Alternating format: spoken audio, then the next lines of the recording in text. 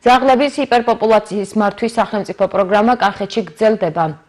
გურჯაანის მუნიციპალიტეტში მდებარე ინტერმუნიციპალური თავშესაფრის ხელმძღვანელის განმარტებით ძაღლები ქუჩიდან მიყავთ. პროგრამა ითვალისწინებს მიუსაფარი მიკედლებული ძაღლების ცოფის საწინააღმდეგო ვაქცინაციას, იდენტიფიკაცია, რეგისტრაციასა და კასტრაცია სტერილიზაციას.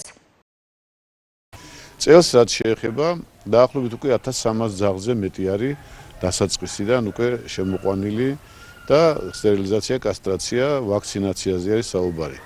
პრობლემები რასაკვირველია ყველას აქვს და ეს არის რაღაც ყოფითი პრობლემებია, იმიტომ რომ რაღაცა ხელს გვიშლის ხოლმე. ეს არის ჩვენ თვითონ მოძველებული ავტოპარკი გვაქვს და მათ რემონტია, მაგრამ ვინაიდანაც სურსათმა დაიწყო მუშაობა, ჩვენ ძაღლების შემოყვანა არ გვაკლია.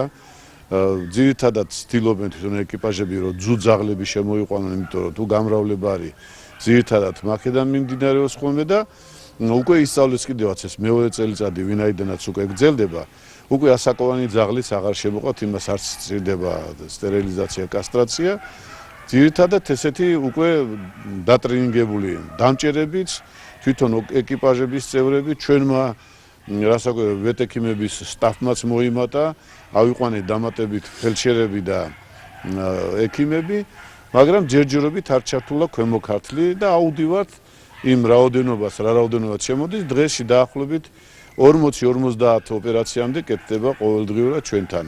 ამის გარდა რასაკვირველია, არის ხომ ესეთი მომენტები, როდესაც ცოფის ვაქცინაციის კი არა, მაგრამ საფრთხე როდესაც არის, ან დაკმენა, დადორბლის შემთხვევაში, უკვე დაკვირვებაზე 12-15 დღით ყავს ხოლმე შემოყვანილი, თუ არ დაუდასტურდა და ყველაფერი ნორმალურად არის, ძაღლებსაც დასაკვირველ სტერილიზაციას უკეთებ და ვაბრუნებთ იქიდან, საიდანაც შემოყვავდა და საიდანაც არიან აყვანილი.